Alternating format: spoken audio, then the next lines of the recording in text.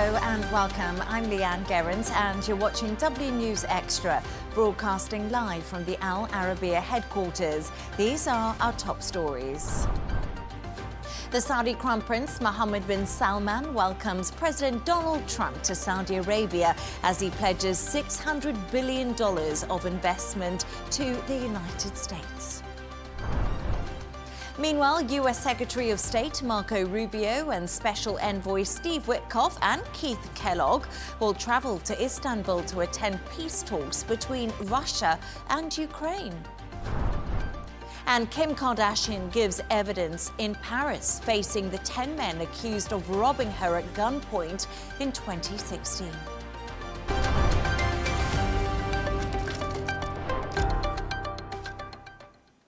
To our top story, US President Donald Trump has visited Saudi Arabia, his first major diplomatic trip of his second term. Crown Prince Mohammed bin Salman welcomed the president earlier today, and just a few hours ago they signed a strategic partnership agreement between their two countries covering energy, mining and defense. Both leaders then attended the Saudi-US Investment Forum in Riyadh. Trump then stepped on stage. Here's some of what he had to say. It's an honor to be here. What a great place. What a great place, but more importantly, what great people. I want to thank His Royal Highness, the Crown Prince, for that incredible introduction. He's an incredible man. Known him a long time now. There's nobody like him. Thank you very much. Appreciate it very much, my friend. With this historic state visit, we celebrate more than 80 years of close partnership between the United States and the Kingdom of Saudi Arabia. Ever since President Franklin Roosevelt met with King Salman's father, King Abdul Aziz, aboard the USS Quincy in 1945, the U.S.-Saudi relationship has been a bedrock of security and prosperity. Today we reaffirm this important bond, and we take the next steps to make our relationship closer, stronger, and more powerful than ever before. It is more powerful than ever before. To discuss this and all of today's stories, I'm joined by Rawiya Alami, senior presenter at Al Arabiya, and political scientist Dr. Elie Hindy. So, both of you, first of all, what a day. It was absolutely historic. We saw so much pomp and ceremony from Saudi Arabia. Donald Trump, of course, being greeted on that purple carpet when he got off Air Force One. It's been non-stop news agenda, hasn't it? Rolling news, rolling news. But as I said, massive day. But what do you think the standout moments have really been? Many, actually. One, maybe the most important achievement or thing that stood out today was the signing of a $300 billion deal, including the largest defense sale agreement in history. We're talking about $142 billion defense deal. This definitely stands out very much today. Another thing that stands out was lifting the sanctions off Syria by President Donald Trump. He announced that today, and this is extremely significant. In fact, under the request of he said for the Crown Prince, I'm lifting them for the Crown Prince.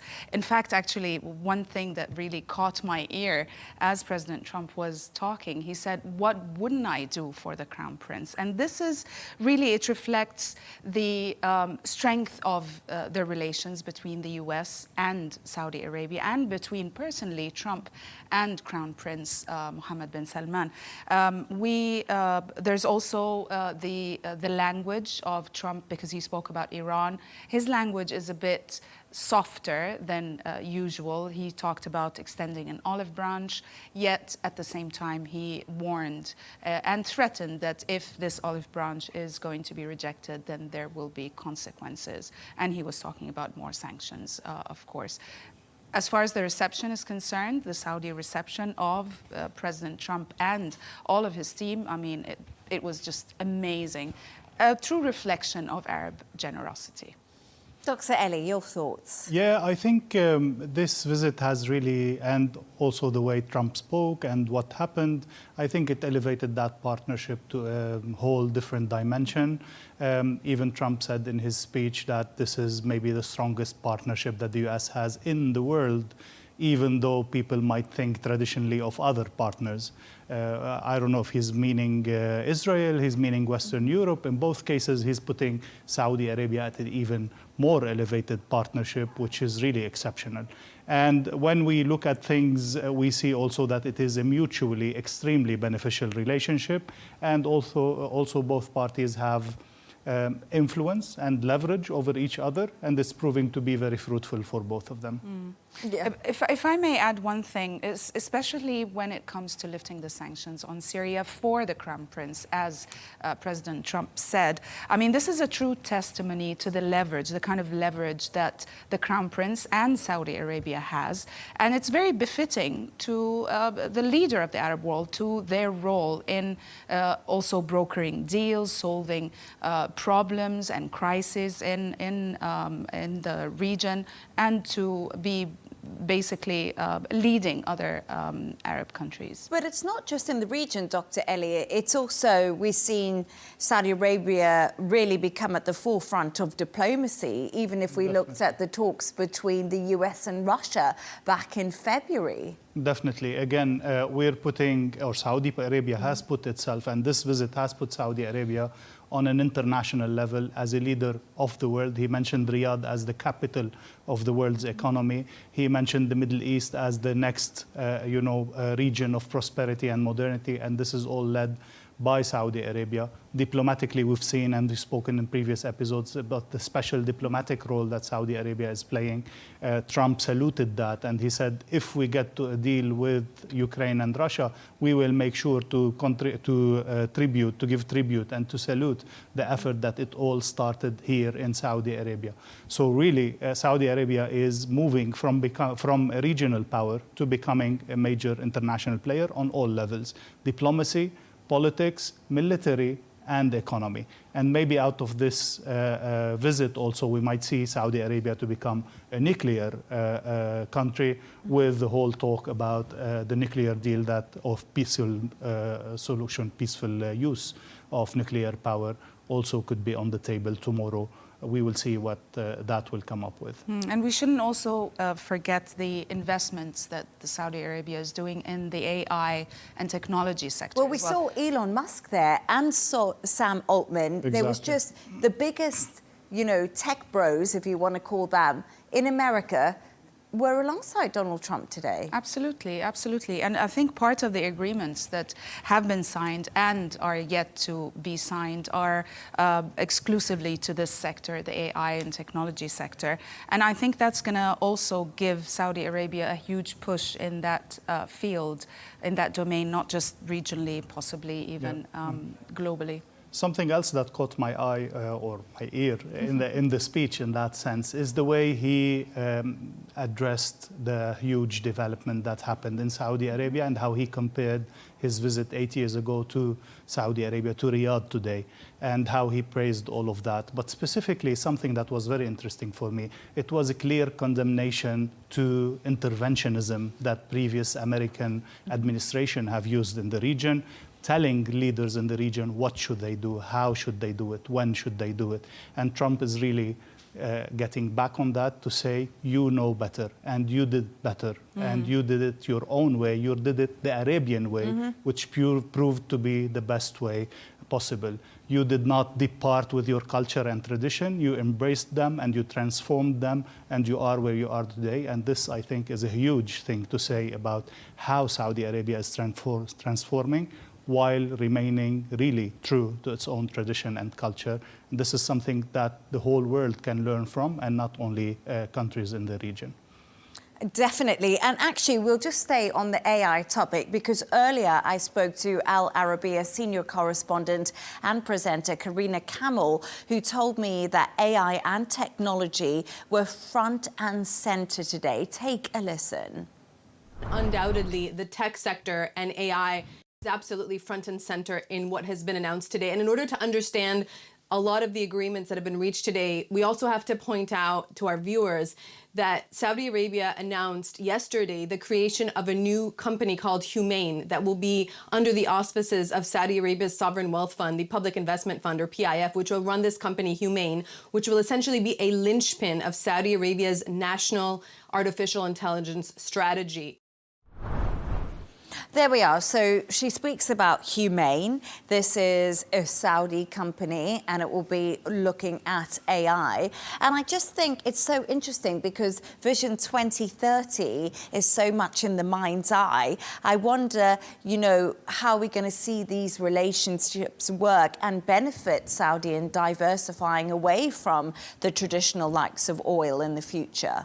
Definitely, that's the field to invest in and to develop in the future. And the region is really positioning itself. Both Abu Dhabi and now Riyadh have done so much in the field of AI, have done deals with major companies around the world to develop and to become the hub of the future of this investment or this technology in the coming years. And this gives a really exceptional added value for doing business with this region, but also focusing on what the whole region can bring to the world, what maybe other regions cannot offer Trump. This region is offering him in terms of investment, of partnership, of development of technology, and so on.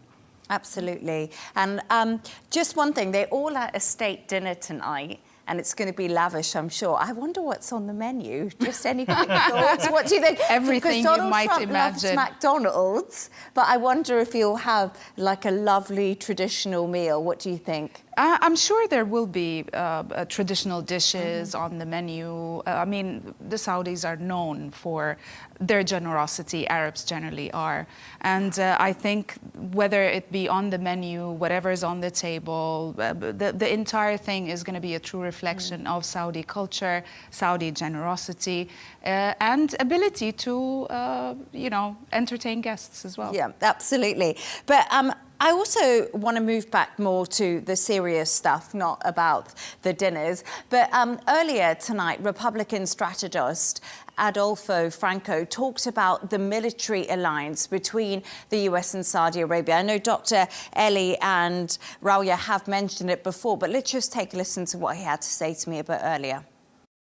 This is the beginning of a more formal alliance with Saudi Arabia in terms of the military and protection of the United States in a more formal way than we have seen in the past. This is the beginning, and I believe that is exactly what the United States will pursue. Almost NATO-like relationship, particularly with Saudi Arabia and the United Arab Emirates, that an attack on Saudi Arabia or the United Arab Emirates is an attack on the United States. I think that was ultimately will come out of this administration in the next 2 or 3 years. I found it really interesting, Dr. Elie. He said almost NATO-like. Would you agree with that? This is huge, definitely. For Trump to say that clearly and that bluntly, whoever attacks such a partner will be as if he is attacking the US, and we will not allow that. We will act on that.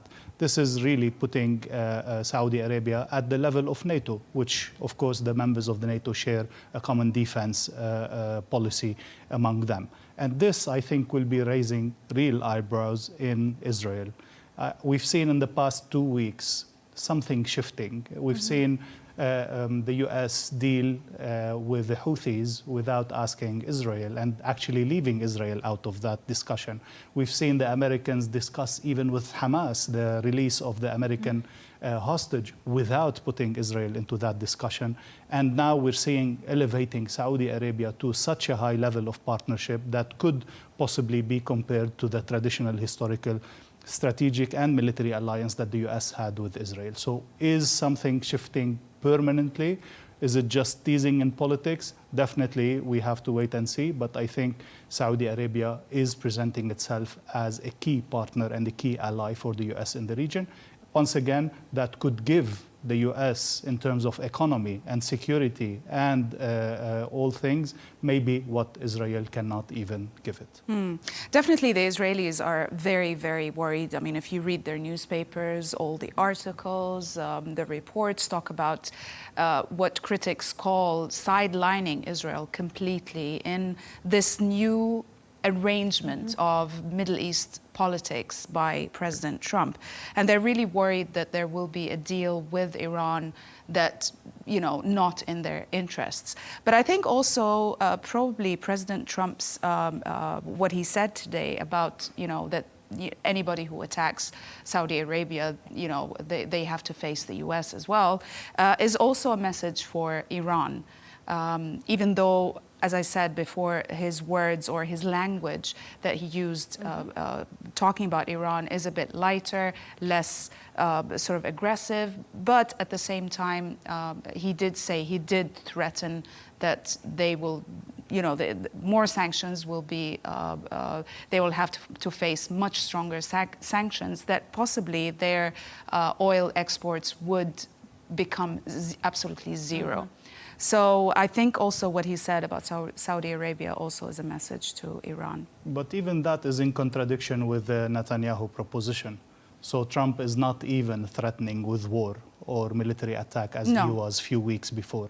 Even the threat is a threat of sanctions, a new language that is closer to the Saudi Arabia language towards Iran rather than Israel's language towards Iran. On the Abraham Accord, he said, I dream that Saudi Arabia would join. No pressure at all. He said, do it on your own time. I respect that. I dream of it happening, but we didn't see any pressure there. And I think the Israelis in general, the media, but surely the average Israeli would blame Netanyahu for this relationship and where it got due to the continuous aggression in Gaza and on other different files, Iran and other. And also, we must just remember that Donald Trump actually isn't going to Israel. No, he's on this tour right now of the Gulf regions. And that's something a lot of people are questioning. They're wondering why he won't be there and what sort of is happening in the background. But maybe this is a good way of putting that into context at the moment. It is. It's all related, basically. And that's why the Israelis are very worried. They will be sidelined in what's happening now in the Middle East, and at the same time excluded from not just the visit, from anything in the future.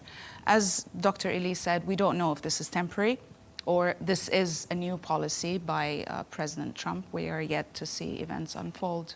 Knowing that, maybe one last remark, that Trump gave Israel in his first administration what no American president gave. He was called as the closest possible and the best possible American president towards Israel. How did the relationship deteriorate so much in such a short period of time? This is where the blame is going to be in Israel, and I think it's going to have serious repercussions on Netanyahu's government and policies. Well, actually, earlier I spoke to former White House staffer and Trump campaign deputy communications director Caroline Sunshine, who told me about the affection and respect between the Saudi Crown Prince and President Donald Trump. President Trump, in both his first term and now his second term, has selected Saudi Arabia to be his first foreign state visit. It's hard to understate the significance of that. Many of President Trump's predecessors have chosen more traditional Western nations. Their first visit has often been to Canada or to the United Kingdom. President Trump, on both occasions in both of his presidencies, has chosen to mark his first visit to Saudi Arabia, and it is certainly a departure from President Trump's predecessor. I think it also speaks volumes that His Royal Highness, the Crown Prince himself, was there to greet President Trump on arrival, such a sign of mutual respect and mutual affection. Just a quick reflection from both of you about what Caroline said then, how significant this moment has been. I was noticing that in Saudi protocol, usually even if a head of states lands in Riyadh, it is the Emir of Riyadh who hosts him, Emir Khalid. But we see in exceptional situations where the Crown Prince himself went. But also all the communication, all the interaction, we saw such a close relationship, such a close interaction, that says a lot. Definitely. It was a great reception by the Crown Prince. of President Trump at the airport, and they brought out their lavish lavender carpet, which is a departure from the traditional red one, which I think the Saudis introduced that a few years ago in 2021. I adopted the lavender color. Yes, the lavender, Amazing. because it reflects the color of the land, the Saudi landscape in the spring, sort of with the lavender flowers and stuff. However, I think that definitely, I mean, it was very remarkable, the reception, the way the Crown Prince greeted President Trump, the entire ceremony after that. Definitely very lavish. And what wouldn't I do for you? That seriously, Amazing. it really Amazing. caught my ear. It's like I stopped there and thought about it. What wouldn't I do for the Crown Prince? That's extremely telling. Yeah, absolutely. And I did feel like it was a day with a lot of energy, and we got to see Riyadh really at its best today. Yes. So thank you so much for your thoughts on that. Stay right there as we move on to another story, because during the Saudi-US Investment Forum, President Trump confirmed his US Secretary of State, Marco Rubio, would attend the Russia-Ukraine peace talks later this week. Trump's special envoys Steve Witkoff and Keith Kellogg will also travel to Istanbul on Thursday. Ukraine's President Volodymyr Zelensky has insisted on face-to-face meetings with Russia's President Vladimir Putin, challenging the Kremlin to show it's serious about securing peace. Earlier, he addressed media, reiterating Ukraine's desire to end the war. Take a listen. If they will not come, if Putin will not come, or if ceasefire will not be supported by Russians, by Putin, exactly by him. So it's been only one thing, that Russia is not ready for any kind of negotiation. No time for playing games on the technical level. So, Dr. Elie, Zelensky, he's been very, very clear throughout this. We still haven't heard anything from President Putin, though. Do you think he'll agree to these talks in Turkey on Thursday? I think it's too early. I don't think Putin will show up. But having Rubio sent there is a serious sign of serious advancement in the negotiations and lifting it up to the level of foreign minister. However, we need to notice that a month ago, after the White House scandal and all of that, everybody was blaming Zelensky for not showing that he is ready for peace. And now Zelensky was able to, shift the narrative and change the narrative and say, I am ready for peace. Let's see if Putin is. He's challenged him to a face-to-face. He said, I'm going to be in Turkey, and I invite Putin to be there. So I think he has twisted things up to show that Putin is the one that is not ready for war, for peace, And also, to be realistic, we're speaking about a ceasefire, not about a full agreement, but this is where things start. Yeah, absolutely. But I also thought Zelensky showed willingness for peace when he signed that minerals deal with the US and the Trump administration. So I think you might be right. I don't know what your thoughts on that is. That's the price he had to pay, I guess. Yes, absolutely. Yes. After what happened at the Oval Office, if you remember, with President Trump. Everybody remembers. Yeah, nobody will forget Nobody ever. will forget that. No, I think that will be in the history books. Yeah, but definitely, I mean, this is, I'm not sure whether it's the last push for peace between Ukraine and Russia, but it's definitely a very serious push, because usually these talks or these negotiations happen at the envoy level, like Witkoff and Kellogg. Having said that, this time we are talking about the foreign secretary joining as well these talks. So I think they are serious talks, but I agree with Dr. Elie that the goal here, at least President Trump's goal, is to achieve this 30-day ceasefire at this stage. And I think that for him is going to be a personal victory because of all his promises that he would end this in a day, whether during his election campaign or even after. So therefore, I think this is what he's pushing for now. And probably that would be sort of in preparation for a long-term peace deal. But yesterday I was speaking to a Ukrainian MP, Kira Ruddock, and she made a point to me, and she said, right, we can agree to this 30-day ceasefire. In an ideal world, Zelensky and Putin meet face to face. But her question to me is, Dr. Elie, who is going to police that ceasefire and make sure Russia sticks to that and doesn't keep firing drones and missiles into Ukraine? I don't think that we need actual soldiers to be standing on the border. Definitely, this has been one of the arguments and rhetorics of Ukraine, that we don't only need a peace agreement, we need an actual military guarantee. We need European or NATO soldiers to be there to guarantee that no further aggression is going to happen. But I think, realistically speaking, this can never happen. Putin started this whole war because he doesn't want NATO soldiers on his border. So why would he accept it now? Can the US send some kind of a peace force? Can it lead some multinational thing? Maybe. But that's not really where the guarantee is going to come from. It's going to guarantee from a political perspective. The agreement that you mentioned between the US and Ukraine on all the minerals and so on, this says that the US is going to be invested in the stability of the region. And this is to a large extent enough. You don't actually need soldiers on the border. You might put some of them symbolically there, but this is not the crucial point, although Ukraine wants it to be. I completely agree with Dr. Elie on this point. Yeah, I do too, actually. we're both in agreement with you. But just a quick thought.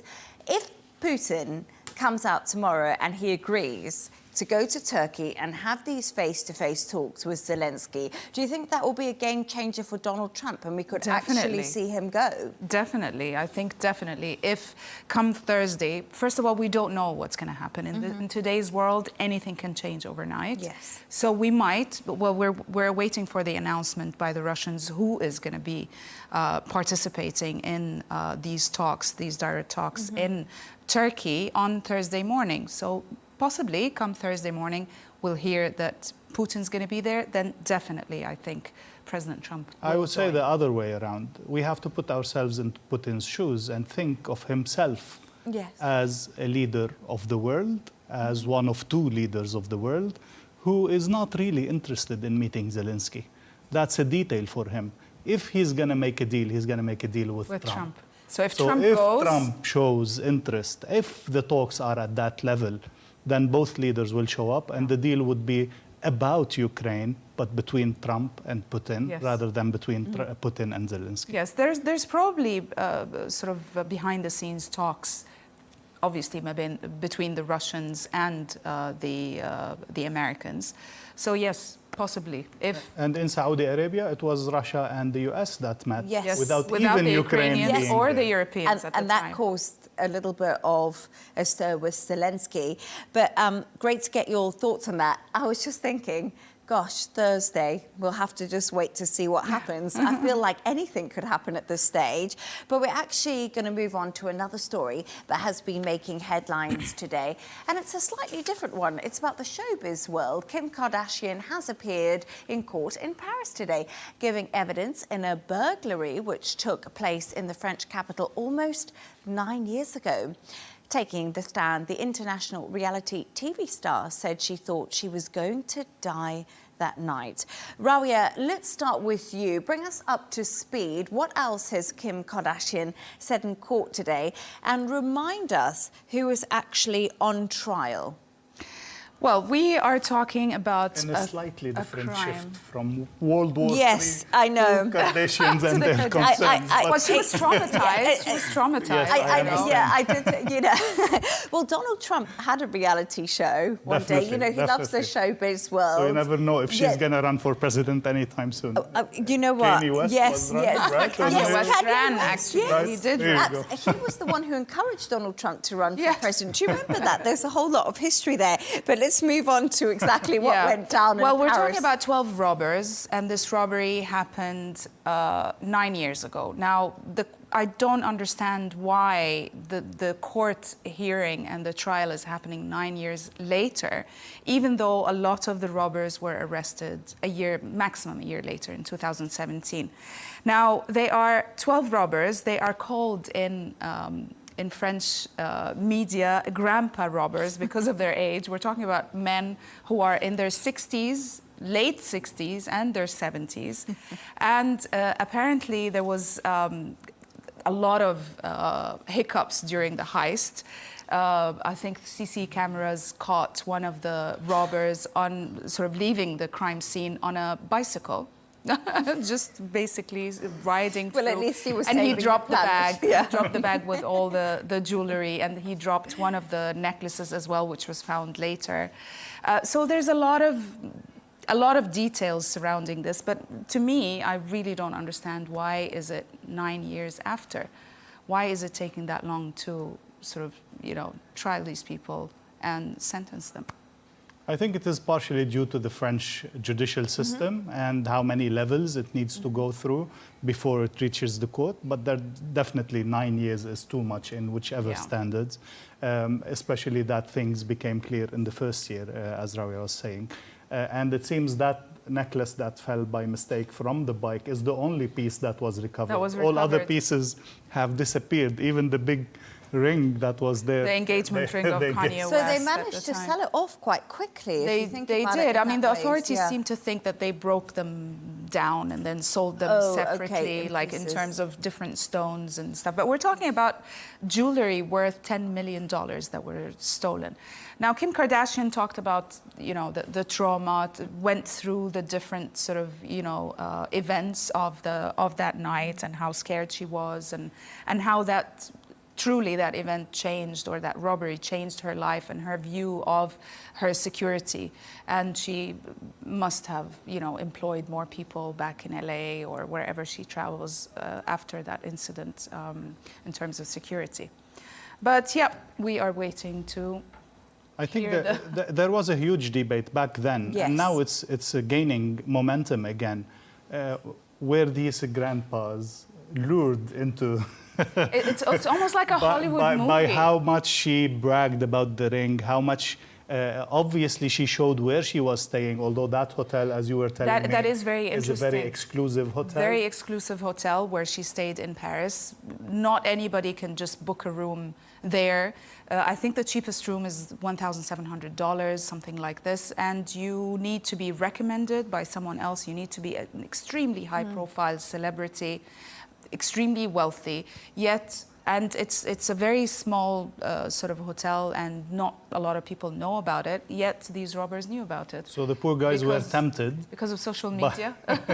And also, apparently, one of the robbers used to worked a lot with the Kardashian family. So they were some information. They were an informant. But I do remember this happening. I can't believe it was nearly 10 years ago, because I feel like I remember it so clearly when it did happen. And the debate was, Dr. Elie and Rawiya, as you said, really around social media and the safety of certain aspects of people's lives, and what do you keep private and what do you post? Because, of course, it was that $4 million ring that Kanye West, her then fiancé, had given her. But I did think it was interesting. Kim Kardashian herself does a lot within the law. Her father was one of the most famous lawyers ever, of course, in the O.J. Simpson case. We saw Robert Kardashian. And today, there was a letter of apology to Kim Kardashian from the suspected ringleader, which was read out in court. And she said she forgives him. So maybe this will be a way of putting some finality on it for her, because she was scared she was going to die in many respects. The guy, I think, even published a memoir. Yes, he did. He did? He apologized about, doing that, and he seemed to show remorse in that sense.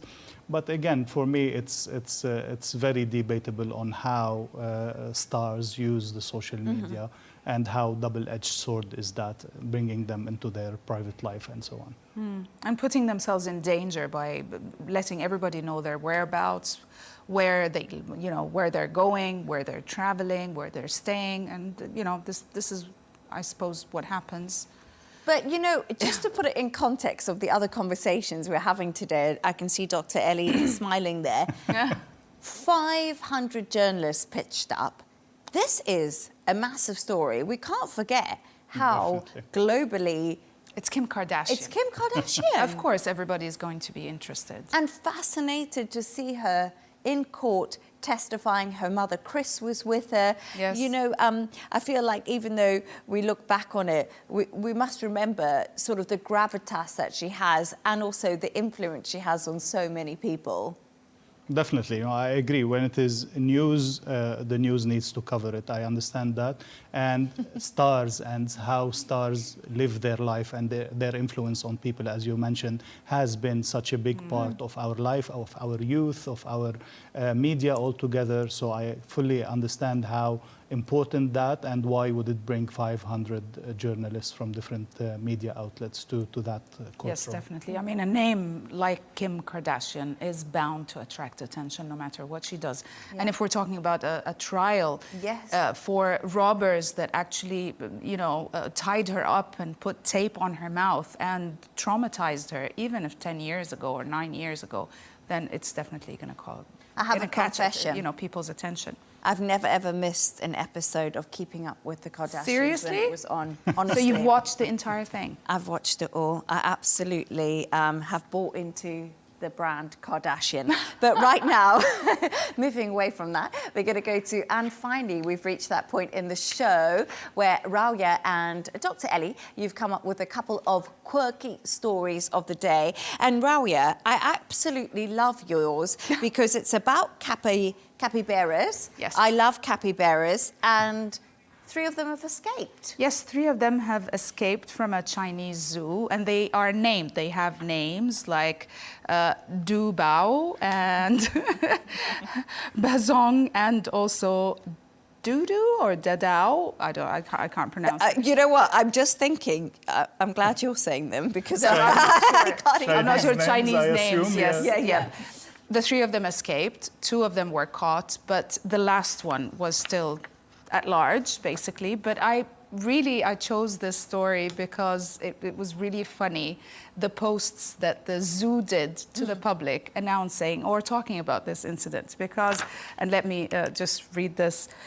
Basically, the last capybara that stayed at large, the name is Du Bao. And one of the posts, the social media post, says, investigations indicate that Du Bao carries no dangerous weapons and poses no threat to the public, so please don't worry. And another post actually says, because it is close, the other one is officials, basically, they're talking about rewards for people who will capture this capybara. And they also said that the current weather conditions are in the area and the local plant life have left zookeepers with no worries. They're not worried that he's being eaten. They urge him to surrender himself? Oh, yes. I'm trying to find that. Yes, there we are. I found it. We urge him, we urge Du Bao Bao to surrender himself voluntarily. Wandering outside is not the way to survive, and coming back to live a good life with regular job is the kingly way. Oh, maybe he's like freedom. But Dr. Elie, actually, some people out there don't really know what a capybara is. Definitely. Yeah. I've heard the term, but I definitely had to Google look it up. Exactly, to understand what's that. And it's, you know, kind of a large guinea pig, so it's somewhere They're called between... water pigs because they're great swimmers and they, you know... But I think also what's interesting in this story, thank you, Rawiya, for that, it's how the police interacts with the community and how they engage them in a way to, even for serious crimes sometimes, how much that cooperation between police and the community can bring good fruits in the general sense of engaging people in the security and the protection of their community. China seems to be doing that quite well, not only in that And they occasion. seem to have quite a good sense of humor, quite honestly, with these posts. I love that. But you can see capybaras in Abu Dhabi, actually, in the zoo there, in case anyone ever wants to see one. I was desperate to see one, and they are there. They're actually quite lovely. Yeah, I know they're some quite people cute. are like, oh, they're part of the rodent family, but it's quite nice to see a large guinea pig that swims. The question is this guy still alive? or yes, not? that's the main question. Have Is anyone- Well, they're still urging him alive? to surrender. Yeah. Dr. Elie, I feel like this is another episode that we could get into about is the capybara still alive? But let's pray right now that he'll be returned to his little friends in the zoo. Dr. Elie, I'm sorry, I've got the giggles. But let's move on to your story. It's a new cabinet has actually been assembled in Australia, but there was a bit of disruption during the swearing-in ceremony. Disruptive children. Go on, tell me what's happened. So this is on live TV. This is the government house where the Governor General of Australia, so representative of the Queen, is there, and the new Prime Minister or renewed Prime Minister is presenting his cabinet and presenting the ministers, and the ministers are sworn in.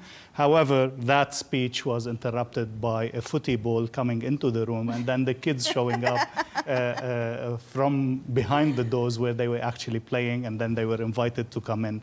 So that disrupted the ceremony, but it also caused a huge debate in the community and over social media. Should you bring your kids there? Should they have been there? Should they have interrupted, etc.? All that discussion. It is definitely cute. The kids were there. It shows that she's a working mom. She's caring for her children, and she's a minister of sports also. So having her kids play and interested in footy and from that young age is also telling. But a big debate about whether they should have been there or not. So What do do we you think? take our children to work? I don't have any. I don't think so. So the answer is no for me. But I don't know, what about you guys? Would you take your children to work?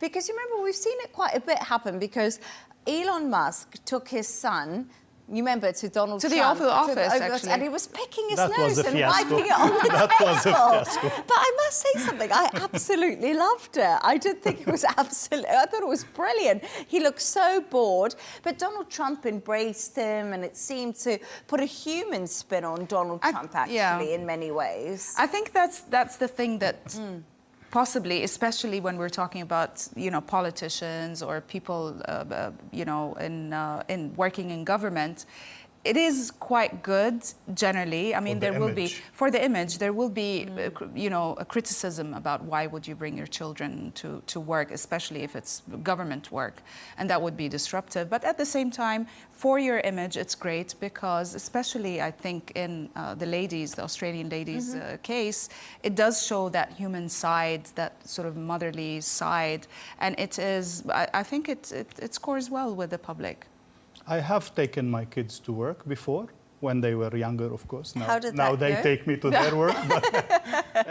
But again, I think it's up to the parents how the kids would behave in public. So it's not a problem to have them there. It's a problem to have them disturbing official ceremonies. It would have been lovely to have a picture with the kids to show their interest in sports since their mother is becoming the sports minister. And all of that would have been lovely if it wasn't an interruption for the Prime Minister and the Governor General and the ceremony altogether. So we blame the parents. We don't blame the children in a short... yeah, of course. It's always the parents' fault. Definitely. I say that coming from my not having any children. But We'll wait until you do. Yes, and then I'll report back if I'll take them into the office with me. Could you imagine? They would love it. And people always think that everybody loves their children as much as they do. And think their children are as cute as they think their kids are. Big mistake. Yeah. Big mistake. You have to be careful. Yeah, we have to be careful. But anyway, you know what? I love seeing people's kids because sometimes it's a reflection of who they are. And sometimes it's quite sweet, actually. I'm going to just say that. But I would love to meet both of your children one day. Hopefully, yes. I'll bring them into the office next time. Yes. Well, thank you so much for your thoughts on that and those great stories. I really enjoyed the show tonight and I found it very informative. Rawiya Alami, senior presenter at Al Arabiya, and political scientist Dr. Elie Hindy. And that's all from us on W News. GNT is coming up next with Tom Burgess Watson. Don't miss that. Goodbye and thank you for joining us.